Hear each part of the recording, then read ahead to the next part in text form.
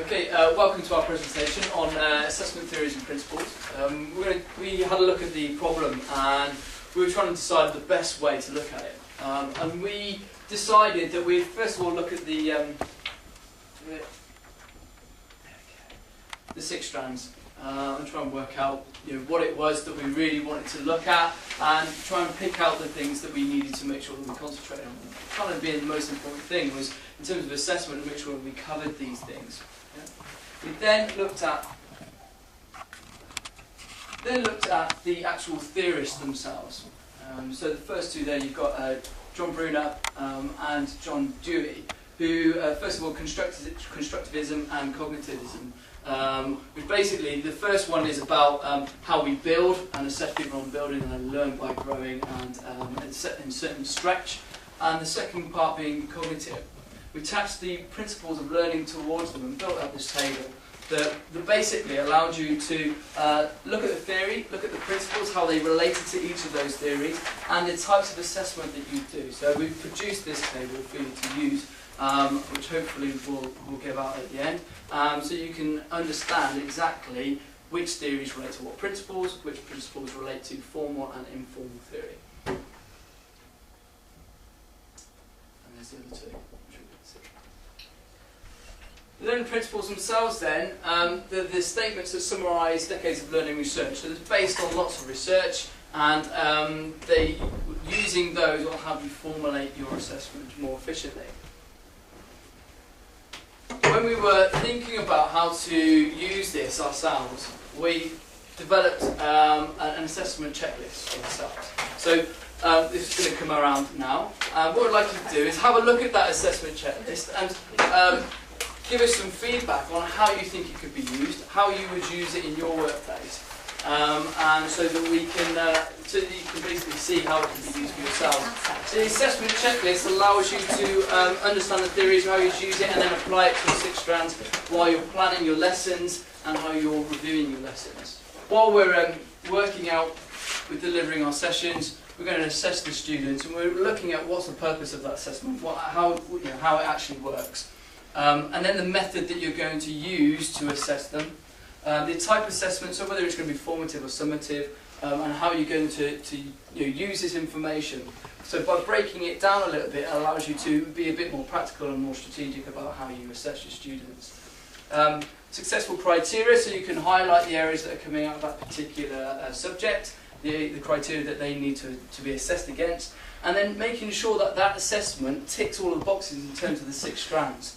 Yeah, so by breaking it down, it allows you to make sure that you covered each of those areas. If you suddenly realise that you've not covered one of those areas, that's obviously going to raise some alarm bells for you to relook at your assessment and how you can reform that and make it more apparent for your students to use.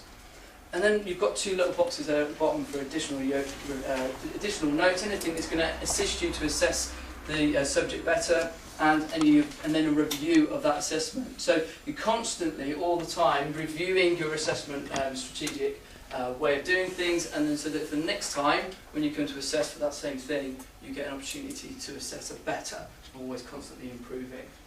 Any feedback on the table at all, guys?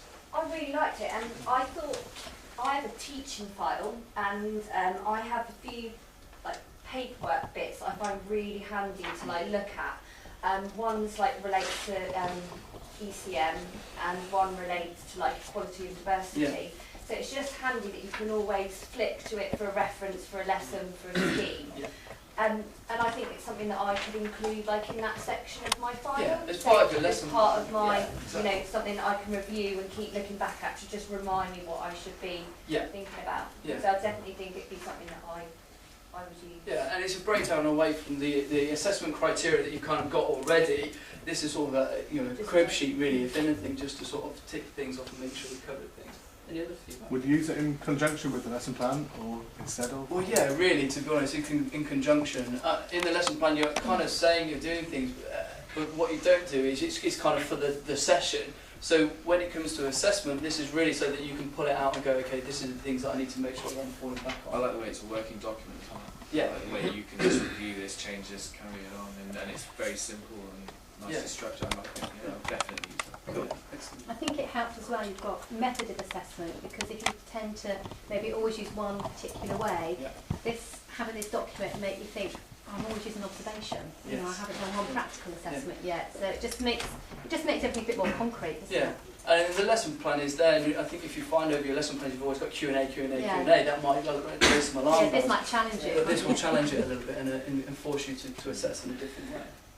I think we kind of saw it as a working document. It wasn't something that we envisaged you would just look at occasionally. It's something that you can work with and refine as you go along. So that was the main thing about doing it, wasn't it, really? And we thought you could share it, so if you were working in the same, a lot of us work in Schools for Life, if you were doing a unit that someone else had done before, you could look to see how they'd maybe assess something if you couldn't think of a way to do it, just give you ideas for doing different assessments. Is there any negatives, anything you think where you couldn't use this, anything, any area that you would particularly find a problem with? Silence. I like No, that. but It's more I think paperwork, isn't it? It is more Yeah, paperwork. yeah, Yeah. it's more paperwork, You've yeah. kind of taken, off a lesson plan, you've taken sort of checking assessment, the column, and put it onto a sheet. So you could probably erase that from a lesson plan and use this on the back of it, which is more detailed and more accurate, potentially. So it's not more paperwork in that sense, but you'd have to erase.